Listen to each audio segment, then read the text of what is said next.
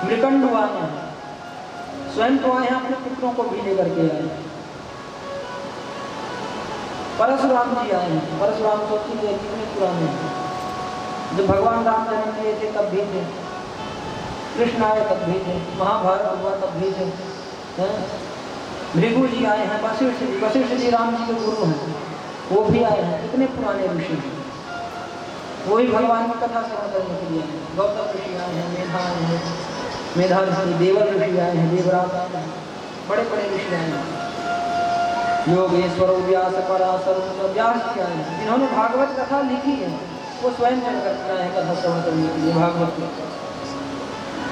योगेश्वर पराशर जी भी आए हैं, जहनु ऋषि आए हैं, सर्वे प्रेमी मुनिगणाः पुत्र शिष्याः शस्त्री भिलाजे प्रणयेन युक्ता। बताइए उनसे बुद्धिमान, उनसे विद्वान, उनसे त्रिकालदर्शी संसार में कौन होगा? वशिष्ठ जी से, पराशर जी से, व्यास जी से, मृकंड जी से।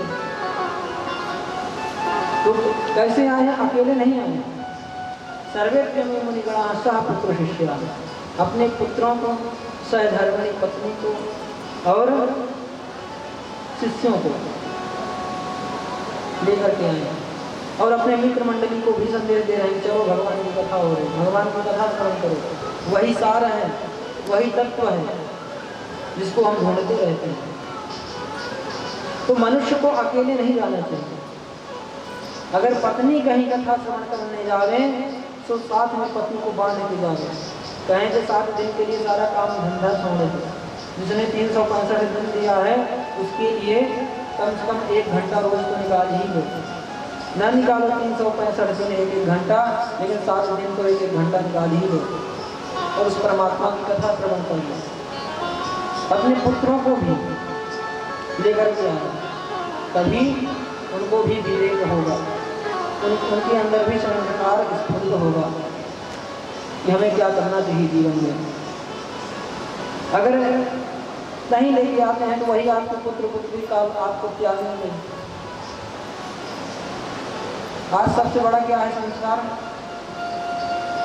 फोन, मोबाइल सबसे बड़ा संस्कार है। बच्चा पैदा नहीं हुआ मोबाइल दे दिए। मोबाइल से कोई संस्कार आया है आज तक? संस्कार तो केवल भगवान की कथा, भगवान के भक्तों की कथा श्रवण करने से। भगवान के भक्त कैसे रहते हैं, भगवान के भक्त कैसे कैसे हुए। बताइए प्रहलाद जी गर्भ में ही सारा शास्त्र का ज्ञान जाने, 18 पुराण, 4 वेद सब रटने, अपने बाप को भी समझा रहे हैं परमात्मा की भक्ति करो, वही मूल है। और आज तो कलयुग में गर्भ में जहाँ बच्चा हुआ तो भैया बेड रेस्ट में लग जाओ, डॉक्टर कहिए बेड रेस्ट में रहे, हम मोबाइल देख रहे हैं। जो मोबाइल में आप सुनेंगे वही आपके गर्भ में और नए बच्चे के ऊपर प्रभाव डालेगा। अभिमन्यु चक्रव्यूह तोड़ना सीख गए गर्भ से। जब ऐसा भी प्रमाण आपको न समझ में आए तो फिर धिक्कार है जीवन, फिर जीवन धिक्कार है, फिर मोबाइल वाला ही जीवन है। अनाथालय में भेजेंगे कि एक कोने खटिया भेज देंगे, कभी खाना दिए कभी ना दिए, भगवान ने अपना मोबाइल पकड़े अचड़ी नहीं लगता है। कीड़े पड़े मकोड़े पड़े कोई मतलब नहीं है। इसलिए सत्संग संस्कार बहुत जरूरी है। संस्कार जब भी आएगा जब भक्तों की कथा आप श्रवण करेंगे। अगर भगवती स्त्री को चाहिए कि हमेशा अच्छी संगति, किसी से ना ईर्षा द्वेष, अच्छी व्यक्ति की संगति, भगवान की कथा श्रवण करें, भगवान का भजन करें, इससे सद्गुण आते हैं। उस जीव में संस्कार अपने आप प्रस्फुट हो जाते हैं। अगर संस्कार नहीं होता प्रहलाद जी के अंदर तो कहते भगवान से हमारे पिता को मुक्त कर दीजिए, नहीं कहते, स्पष्ट कहते हैं हमारे पिता को मुक्त कर दीजिए प्रभु, और आपसे हम कुछ चाहिए नहीं, बस आपके चरणों में मेरी प्रीति बनी रहे, बस यही मांगते हैं। भगवान कहते हैं हम आपसे प्रसन्न हैं, संसार का सारा सुख देंगे, जो ब्रह्मा जी को दिया है वो भी आज दे देंगे तुम्हें। तो कहता नहीं, केवल अपने चरणों में प्रीति दे दीजिए और मेरे पिता को मुक्त कर दीजिए। इधर हरिद्वार में भगवान की कथा प्रारंभ हुई।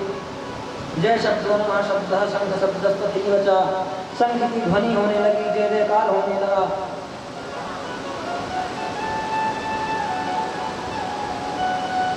शंकर ऋषि कहते हैं कि सदा सेव्या श्रीमद् भागवती कथा। श्रीमद् भागवत की कथा सदा सर्वदा सेवन करना चाहिए। क्यों? इसके सेवन करने से क्या होगा? कहते हैं यस्या श्रवण मात्रेण हरिश्चित्तम समाश्रयेत्।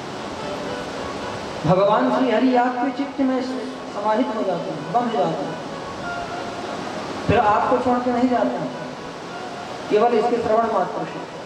ऐसी भगवान की मंगलमय कथा है। अजो यह भगवान की कथा श्रवण नहीं करता उसे देवता लोग बहुत अधिक खोटी सुनाते हैं। देवताओं को दुर्लभ है, देवताओं को नहीं मिलती।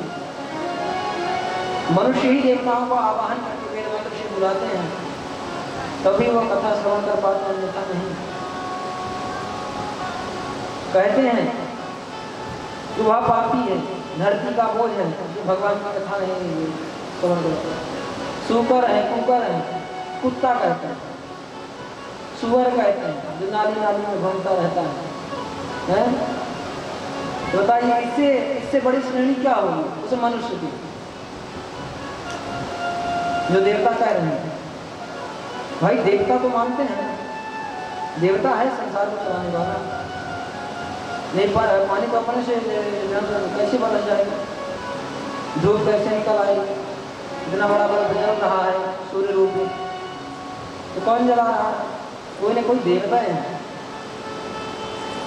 तो तृण मात्र भी अगर हम मानते हैं, हमारे मन में है कि हाँ सनातन धर्म में जो कहा गया है, शास्त्रों में कहा गया, वह सत्य है, देवता हैं, यह जान लीजिए कि देवता हैं तो क्या कह रहे हैं, कितना बड़ा हमें ज्ञान दे रहे हैं कि हमें तो दुर्लभ है, लेकिन तुम तो कथा श्रवण कर लो भगवान की, जो हमेशा मंगल प्रदान करने वाले हैं।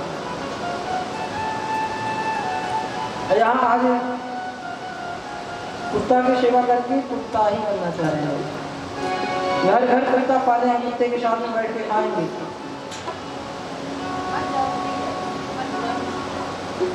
और जैसे कुत्ता का नाम रखते हैं वैसे बच्चों का भी नाम रखते हैं, छोटे छोटे चिंगू पिंगू टिंगू बेबी बाबू, यही नाम रखते हैं। कुत्तों को भी कहते हैं, बच्चों को भी कहते हैं। बताइए इससे मुक्त होंगे? अजामिल केवल एक नाम अपने पुत्र का नाम लिया था।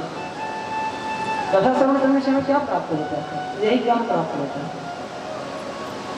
अगर हम भगवान के नाम से अपने पुत्र का या पुत्री का नाम रखते हैं, माया वश ही हमारे मुख से अंत समय में अगर अपने पुत्र का नाम ही आ गया कि मेरा पुत्र क्या करेगा, नारायण क्या करेगा, कान्हा क्या करेगा, भगवान का नाम निकला, सिर्फ आप मुक्त हो गए संसार, भगवान को प्राप्त कर लिए। फिर आपका कोई कृत्य संसार में हो या ना हो, कर्मकांड हो या ना हो, अंत समय में राम निकलना चाहिए, भगवान का नाम निकलना चाहिए। तो बच्चों को संस्कार दें और नाम उनका भगवान के नाम से रखें, उनको बिल्कुल इनको नहीं। यही हमें मुक्त करने वाला है। बूटी हरि के नाम का, बूटी हरि के नाम का, पिया पिला के पी, बूटी हरि के नाम का, पिया पिला के पी, बूटी हरि के नाम का,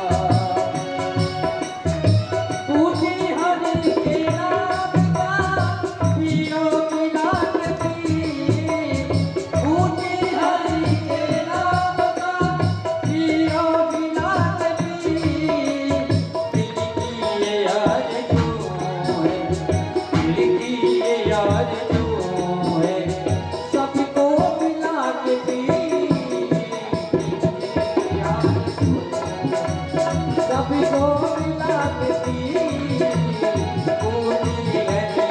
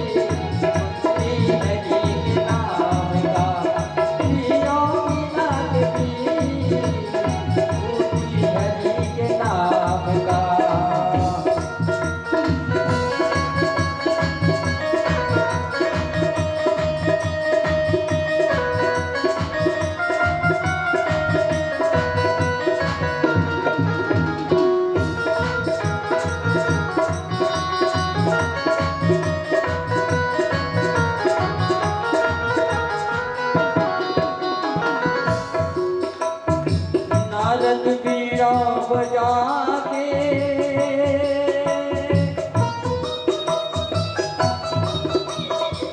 नारद बीड़ा बजा के गोविंद भज के पी नारद बीड़ा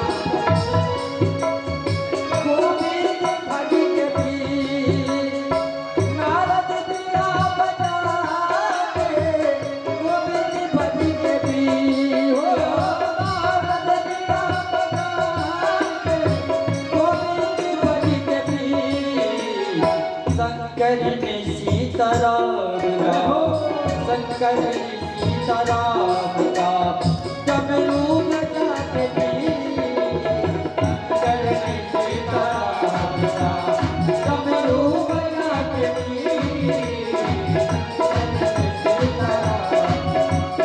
डमरू बजा के पी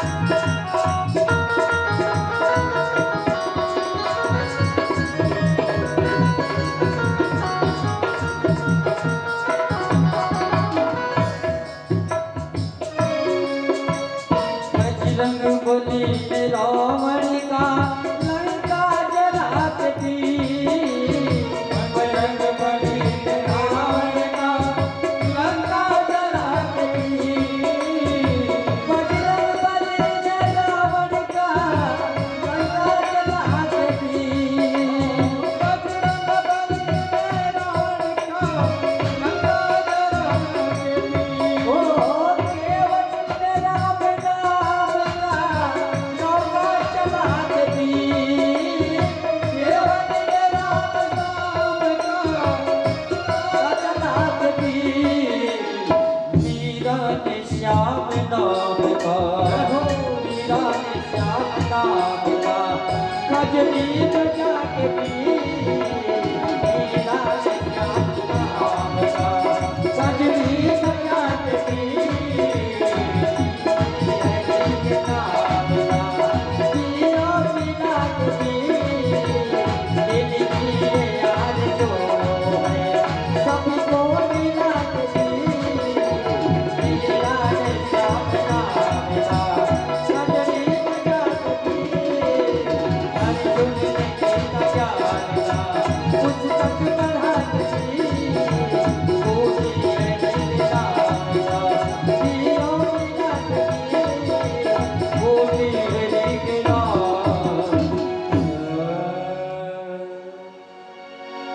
बोलिए बाके बिहारी लाल की जग में सत्संग बिना मानव जग में सत्संग बिना मानव सन्मत गति पाना क्या जाने। आसुरी प्रकृति के जो प्राणी सत्संग में आना क्या जाने। जो आसुरी प्रकृति के प्राणी हैं वो सत्संग बने हैं। बोले आसुरी प्रकृति के प्राणी वो कैसे हो गए। आसुरी प्रवृत्ति हमारे अंदर आती कैसे। आहार शुद्धौ सत्व शुद्धि सत्व शुद्धि ध्रुवा स्मृति ये उपनिषद का वाक्य है।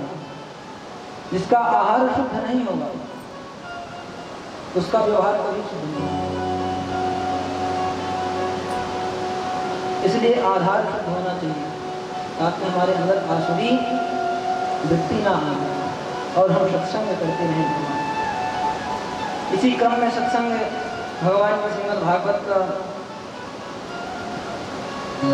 जैसे सप्ताह पूर्ण होता है भगवान की कथा के बीच में ही भक्ति महारानी प्रकट हो जाती है कि भक्ति सुतौ तौ तरुणौ गृहीत्वा प्रेमैकरूपा सहसा विरासे श्री कृष्ण गोविंद हरे मुरारे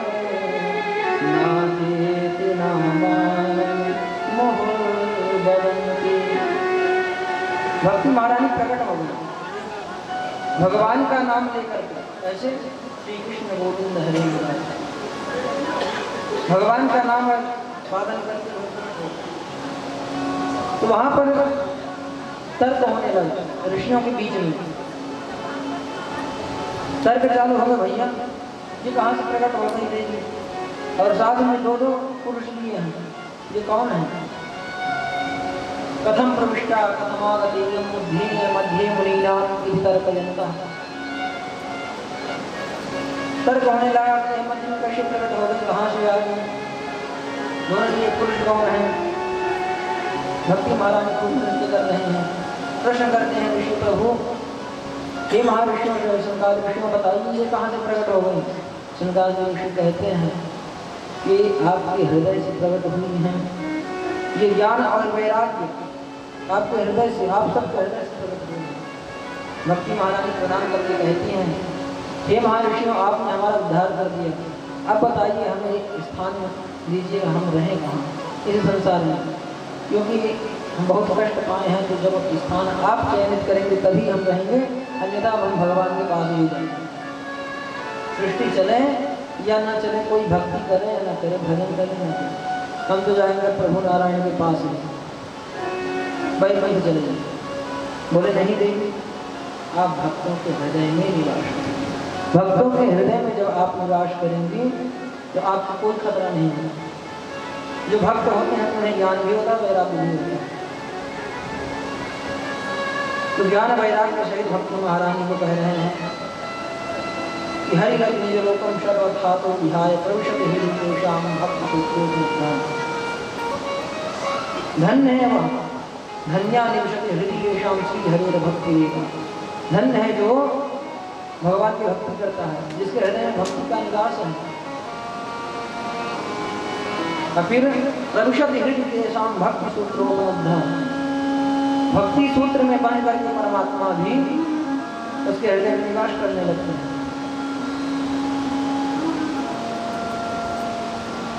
इस संसार में वह भक्ति धन्य है।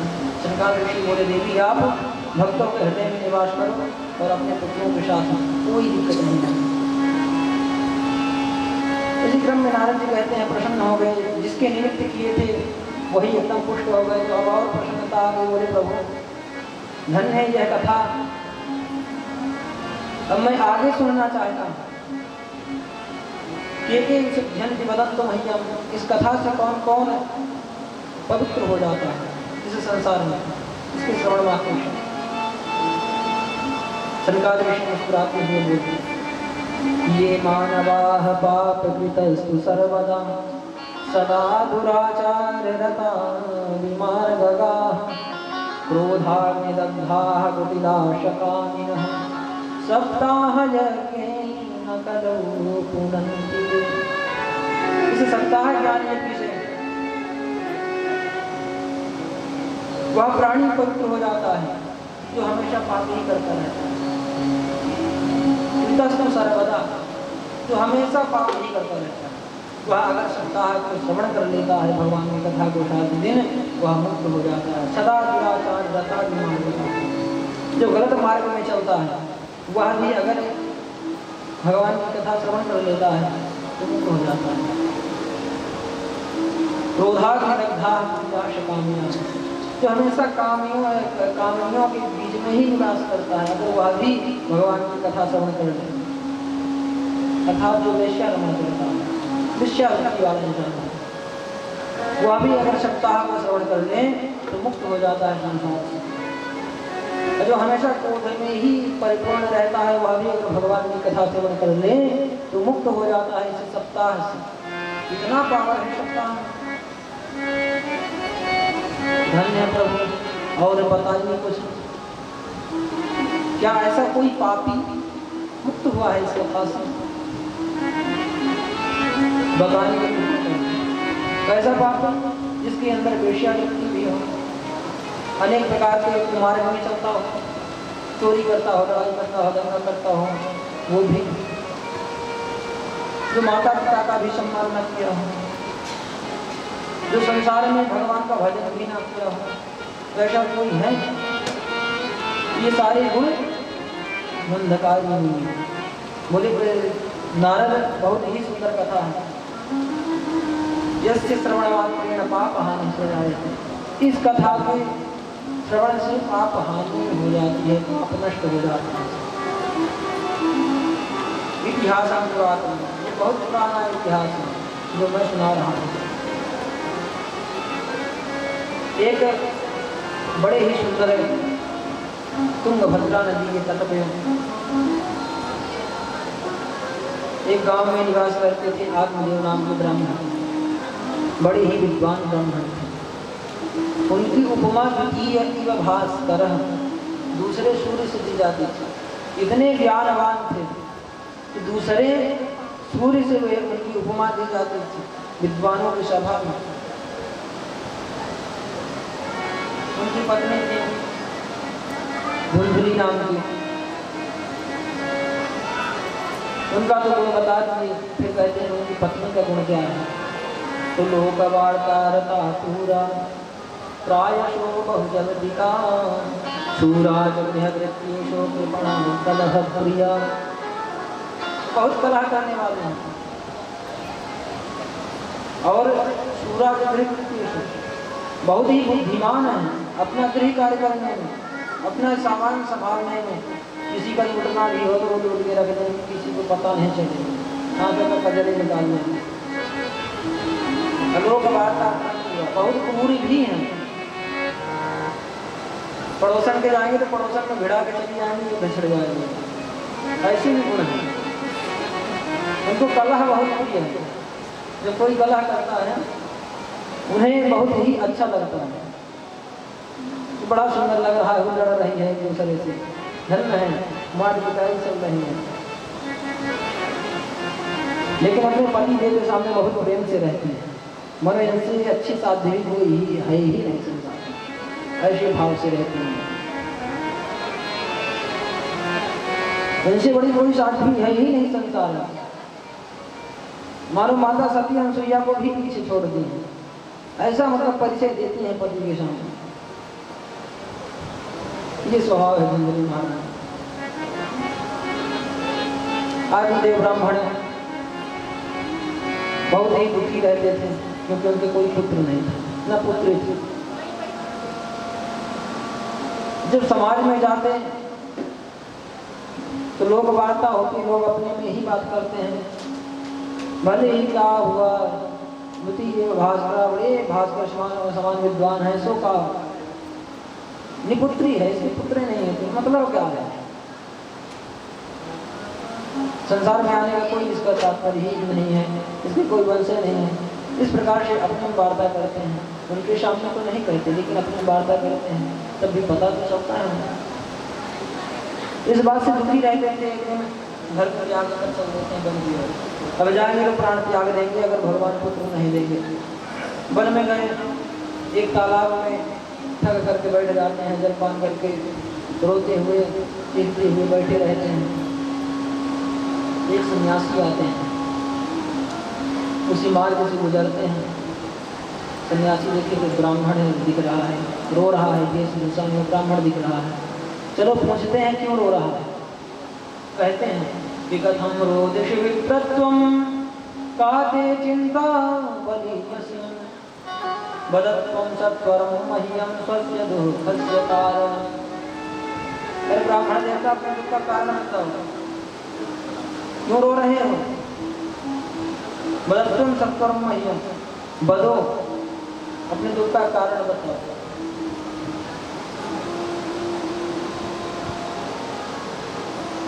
तो आत्मदेव ब्राह्मण कहते हैं किम ब्रवीमीषे दुःखं पूर्वपापेन संचितं मदीया पूर्वजास्तूयं कवोष्णमुपभुञ्जते। मैं पूर्व जन्म में पता नहीं कितना बड़ा पापी था, कितना पाप संचय किया था, जिसके प्रभाव से मेरे कोई पुत्र नहीं है। प्रभु छोड़िए, हमारे कोई पुत्र नहीं है, लेकिन जो वृक्ष लगाता हूँ वो भी फल नहीं देता, सूख जाता है। तुलसी हमारे आंगन में सूख जाती है, गौ भी पालता हूँ वो भी मांझ हो जाती है। मैं क्या संसार में इतना बड़ा पापी हूँ। और मैं अपने पितरों को अंजलि अर्पित करता हूँ, तर्पण करता हूँ उनको वह भी प्राप्त नहीं होता, वो भी नहीं देते। तो आज मैं आया हूँ, परमात्मा अगर पुत्र नहीं देंगे तो मैं प्राण त्याग दूंगा। बोले मुझे सन्यासी महाराज बोले मुझे विद्वान दिखाई पड़ते हैं और ऐसा सोचते हैं वो प्राण त्याग दूंगा। क्या तुम्हें पता नहीं है कि धर्मशास्त्रों में वर्णन है कि आत्मदाह करने वाला भी नरक में जाता है। तुम अब आत्मदाह अपना करोगे नरक में जाओगे, इतने विद्वान होकर के भी।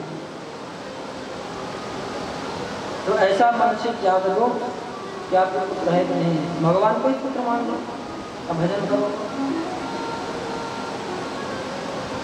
कहते हैं विवेकम समासात संसार वासना, संसार की वासना को त्याग दीजिए, भगवान को भजन करिए। कहते नहीं प्रभु हमें ज्ञान मत दीजिए, हमें ज्ञान है, आज चले जाके पूछ लीजिए। पंडित आत्मदेव ब्राह्मण कोई भी आपको बता देगा, थोड़े क्षेत्र में मुझे पहचानते हैं, मुझे कितना ज्ञान है, लेकिन मुझे ज्ञान नहीं चाहिए, मुझे तो केवल पुत्र चाहिए। अरे आप तो सन्यासी हैं, आप क्या समझाएंगे पुत्र का? छोटे छोटे पोते होते हैं, पोतियाँ होती हैं, दिन भर खिलाते हैं, पुत्र हुआ उससे सुख, फिर पौत्र हुआ उससे भी और भारी सुख हुआ। तो यह आनंद है गृहस्थाश्रम को। आपको कोई पुत्र नहीं है ना, इसलिए आप नहीं समझेंगे हमारी दारुणता को, हमारे दुख को आप नहीं समझेंगे। इसलिए हमें हो सके तो पुत्र दीजिए। सन्यासी महाराज कहते हैं कि सब जन्मा मधुतो पुत्रो नहीं चले, 7 जन्मों में भी आपके पुत्र नहीं है, मैं देख चुका हूँ। बोले अब तो मुझे पक्का हो गया, अब आप पुत्र भी दे सकते हैं। अगर पुत्र नहीं देंगे तो आपके चरणों में पटक के हम अपना जान दे देंगे, आपको ब्रह्म हत्या ले जाएगा। जो 7 जन्म की बता दे साधारण मनुष्य को नहीं होगा, साधारण महात्मा नहीं होगा। तो बोले अब मैं प्राण त्याग दूंगा आपके चरणों में, आपको ब्रह्म हत्या लगेगी ही लगेगी। अब वो भी संशय पड़ गया, करें तो करेंगे।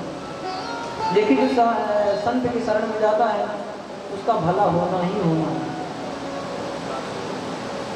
जो एक बार संत की शरण में चला गया उसका भला इस संसार में होना ही होना है, मुक्त ही होना है। लेकिन संत भी मुक्त होना चाहिए, वैराग्यवान होना चाहिए, मोह माया से मुक्त होना चाहिए। तो बोले ठीक है, आपको मैं दे देता हूँ, पुत्र दूंगा। एक फल निकाल करके अपने बोले लिए, बोले ले जाओ, इसको आप अपनी पत्नी को खिलाना और बताना कि झूठ ईर्षा द्वेष इत्यादि त्याग करके भगवान का भजन करें, और देखिएगा बहुत ही अच्छा पुण्य प्रतापी अच्छा पुत्र आपका होगा। बोले ठीक है, इदम भक्ष्य प्रज्ञात्म तथा पुत्रो भविष्य की, भविष्य में आपके पुत्र हो जाएगा। तो ले जाकर के आत्मदेव ब्राह्मण प्रसन्न हो गए, ले जाकर के पत्नी को दे दिए। बोले देवी यजमानी से आया था राजा साहब के यहाँ से पत्र के, महाराज आज कथा सुनानी है, तो कथा सुनाने जाना है। मैं वहाँ गया नहीं था, कहीं और चला गया था, ये नहीं बता के जंगल गए थे, कहीं और चले गए थे। तो मैं जा रहा हूँ वहाँ, लो पकड़ो फल, इसको खा लेना। अरे इस फल में क्या है? तो सोचे महाराज यजमानी में गए होंगे तो बढ़िया माल लाए होंगे।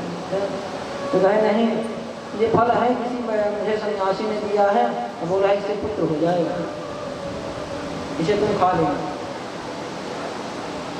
तो धुंधुली देवी छल करते हैं, उस फल को नहीं खाते हैं। कहते हैं कि फल भक्षेण गर्भस्याद गर्भेण गर्भृद्धिदा सर्वभक्षण ततो सत्तरगृह कार्यान। कहते हैं अगर मैं फल खा लूँगी, गर्भेण उदर वृद्धिदा, मेरा उदर बढ़ जाएगा, उदर मारे पेट, तो खाना मेरा कम हो जाएगा। जहाँ 20 रोटी खा ली तो 2 रोटी में काम चलाना पड़ेगा, तब मैं कमजोर भी हो जाऊँगा। स्वल्प भक्षण कर तो शक्ति, मेरी शक्ति भी नष्ट हो जाएगी। गृह कार्य कथम भवे, अपने ही मन में चक्र करते हैं कि मैं घर का कार्य अपने कैसे कर पाऊंगे, फिर कुछ अगर करके अगर ननद को बुलाऊंगी, ननद भी आएगी हमारे यहाँ तो धनों को ले जाएगी। बहुत मुकद्दर मन में सोचती है। उसकी सहेलियाँ आती हैं, सहेलियों से अपने पड़ोसियों से वर्णन करती है, जैसे हमारे पति ने कहा है अगर मैं फल खाऊंगी तो मेरे पुत्र हो जाएगा। ठीक है, पुत्र पेट में रहेगा, मैं गर्भिणी स्त्री रहूँगी, मैं भागूंगी कहाँ? गाँव में आग लग गई तो फिर मुझे कौन बचाएगा? मैं तो जल के ही मर जाऊँगी। फिर प्रसव में बहुत दर्द होता है, ऐसा मैंने सुना है लोगों से। स्त्रियों ने कहा नहीं, तुम पति की बात मानना पड़ता है। बोले नहीं ठीक है, कल मेरी बहन आने वाली है, उससे पूछूंगी तब फिर देखूंगी। 2 दिन उसकी बहन आई, बहन ने सारा वृत्तांत बताई कि बहन किसी सन्यासी ने फल दिया है, इसके खाने से पुत्र हो जाएगा। बड़े निराश मन से पुत्र हो जाएगा तो बताइए गर्भ बढ़ जाएगा तो मेरी ननद आएगी, सारा धन लूट के ले जाएगी भाई से, हमारा धन भी नहीं बचेगा। तुम तो मेरी प्रिय बहन हो, तुम बताओ मुझे क्या करना चाहिए? तो कहती है कि खावे पहिरवे ढोंग दे ये जोगी अवधूत, हरी बहन कहूँ फलन दे होते न देखो पूत। मेरे 5-6 पुत्र हो गए, मैंने अभी तक नहीं देखा कि फल से भी पुत्र होता है। ये संत महात्मा खावे पीवे वाले हैं, इनमें कुछ नहीं है, सब झूठे मूठ कर अपना पाखंड रचाते हैं। तो अगर तू फल खाएगी इससे अच्छा है तू मेरे पुत्र ले ले। क्या मेरा पुत्र तेरा नहीं है? मेरा पुत्र ले ले। बोली हाँ ये बात तो ठीक है। बोली इसके लिए तुझे नाटक करना पड़ेगा। 2 महीने का मेरे पेटवा में है, ज़्यादा दिन नहीं, 7 महीने नाटक कर लिया। 7 महीने बाद पुत्र हो जाएगा, सो मैं तुझे दे जाऊँगा। रात में आकर के मेरे पति को कुछ धन की जरूरत पड़ेगी तो दे देना। बोली ठीक है। अब धन दे दी, तैयार हो गई, हम धन दे देंगे। और फल क्या करें? पति जाने में तो बड़ा दुष्ट होंगे अगर घर में देख लिए। बोले गाय को खिला दी परीक्षा लेने के लिए। फल गाय को खिला दी और तकिया बांध के नाटक टूट करने लगी। 7 महीना हो गया। एक दिन रात्रि में उसकी बहन आकर के पुत्र को दे गई, अपने पुत्र को कह गई कि अपने पति से कह देना कि अब दुग्ध नहीं निकल रहा है इस दिन में, सो मैं आ जाऊंगी सेवा के लिए। बता देना मेरा बच्चा मर गया है तो मैं सेवा के लिए आ जाया करूँगी। जीजा जी मान जाएंगे बात को।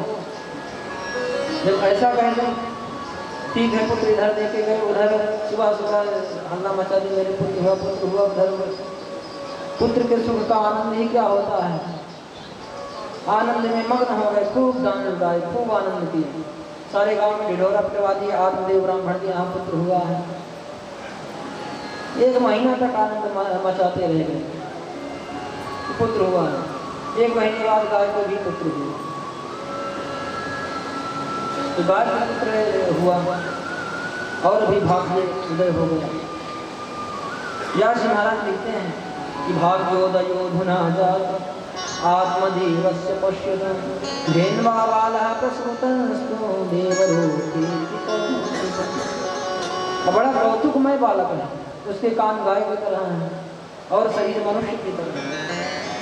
अब 2 पुत्र हो गए आत्मदेव ब्राह्मण के। बड़े बड़े दूर से एकदम लोग आने लगे सुन करके।